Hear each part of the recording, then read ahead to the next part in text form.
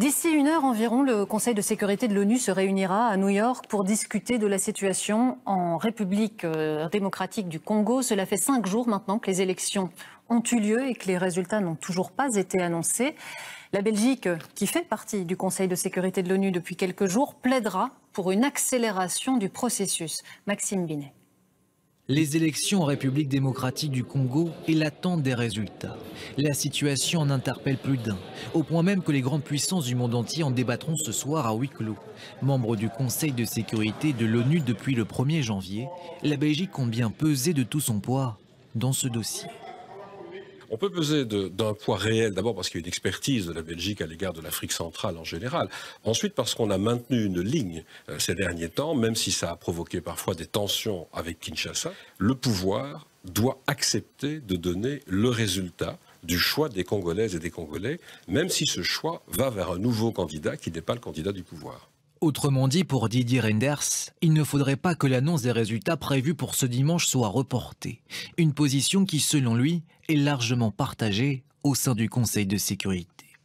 Les violences, d'une part, que l'on voit encore dans plusieurs régions du pays, la fermeture de l'espace public en fermant Internet purement et simplement, tout cela est évidemment une source d'inquiétude. C'est ce qui implique d'ailleurs une réaction assez forte en commun de l'Union européenne, de l'Union africaine et des États-Unis. Mais dans pareil dossier, que peut faire la Belgique face aux États les plus puissants de la planète? Avec son siège non permanent au Conseil de sécurité, les autorités belges pourraient jouer un rôle d'influenceur, à en croire ce spécialiste des relations internationales. Il est important de se rappeler qu'il n'y a pas uniquement le droit de veto qui compte au Conseil de sécurité, mais aussi il faut une majorité sur 15 membres et une majorité de 9 voix. Donc dans ce contexte-là, les membres non permanents ont quand même aussi un poids. Les membres permanents ne peuvent pas tout imposer. Clairement, la situation en RDC pourrait devenir le premier dossier en jeu pour la Belgique depuis son entrée au Conseil de sécurité des Nations Unies. Et lors du scrutin de dimanche dernier, on n'a pas pu voter dans la région de Yumbi, à l'ouest de la République démocratique du Congo. Pourquoi? Eh bien parce que de violents affrontements interethniques ont eu lieu dans le courant du mois de décembre entre les Nounous, hostiles à Kabila, et les Tiénés, qui sont pro-Kabila. Les massacres auraient fait plusieurs centaines de morts et des milliers de déplacés. Nous sommes partis à leur rencontre au Congo-Brazzaville, juste de l'autre côté du fleuve, dans un endroit isolé et jusqu'ici oublié du monde. Le reportage de nos envoyés spéciaux Vincent Bayonnet, Gary Wantier et Laurence Brax. 3 heures de piste chaotique depuis Gamboma, la localité la plus proche. Ensuite, il faut prendre le bateau, seul moyen pour rejoindre Makoti-Poko, une petite ville de 6500 habitants. Voici la cour de l'école où des centaines de réfugiés de RDC dorment sur de simples couvertures sans aucun abri. 7320 personnes ont abouti ici depuis 3 semaines quand leurs villages de l'autre côté du fleuve ont été attaqués. Des policiers, on ne sait pas là où il vient. Et pourquoi est-ce qu'ils sont venus attaquer votre village? On ne sait pas, en tout cas on ne sait pas. On ne sait pas de cause. C'était déjà arrivé des problèmes entre ethnies comme ça? On n'avait pas de problème, c'est brusquement. Brusquement on voit, ils sont là en train de nous attaquer. Dans ce bâtiment en cours de construction, les autorités locales tentent d'abriter des familles. Florence est arrivée ici avec ses enfants. Elle nous montre dans quelles conditions ils doivent tous s'abriter en cette saison des pluies. Quand il y a la pluie, maintenant nous sommes menacés. À la maison, là-bas, dans notre village, il n'y a pas de maison. Même en tôle, on détruit, en paille, on brûle, tout. Et maintenant... Comment vous faites pour manger ici? On vous donne à manger? On débrouille peut-être, après quelques jours, on nous donne une petite quantité de riz. S'il n'y a pas, nous sommes comme ça. Il n'y a pas, comme il n'y a pas l'argent, nous traînons comme ça. Aujourd'hui, vous avez mangé quoi?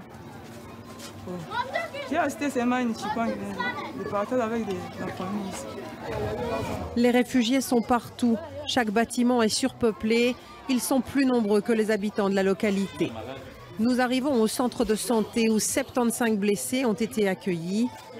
Dans cette toute petite structure, le médecin nous explique qu'il a dû soigner des blessures graves faites à l'arme de chasse ou à la machette. C'est 2 enfants de la même famille, ils étaient 3. L'autre était abattu par arme blanche et les 2 se sont sauvés. Ils ont eu des coups de machette à ce niveau. C'est peut-être que nous avons su tirer. Mais leur mère a reçu beaucoup de balles. Il n'y a pas de moyens. Franchement, c'est avec les moyens de bord qu'on a pu sauver ces enfants. Ces Congolais de la région de Yumbi ont tout perdu. Des centaines d'entre eux ont été tués. Maintenant qu'ils ont fui de l'autre côté du fleuve, retourner en RDC est beaucoup trop dangereux. Si la paix serait établie, malheureusement pour nous, depuis que nous sommes agressés, il n'y a aucune occupation du gouvernement congolais. Même ne serait-ce que venir nous voir, il n'y en a pas. C'est comme ça que nous avons peur, malgré qu'on dit que les militaires sont là. Nous n'avons pas vraiment la chaleur d'y rentrer. Nous sommes désolés, comme les gens qui ne vivaient même pas dans ce pays.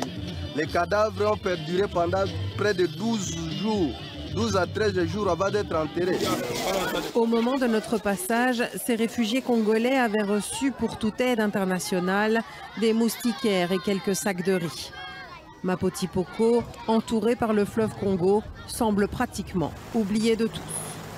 Ce village n'est pas le seul à accueillir des réfugiés venus de la République démocratique du Congo. 3 sites différents, tous au bord de ce fleuve, accueillent au total 16 000 personnes qui ont fui les massacres qui se déroulaient dans leur village. Aucune autorité de République démocratique du Congo n'a pris de leurs nouvelles à ce stade, ni n'est venue leur rendre visite.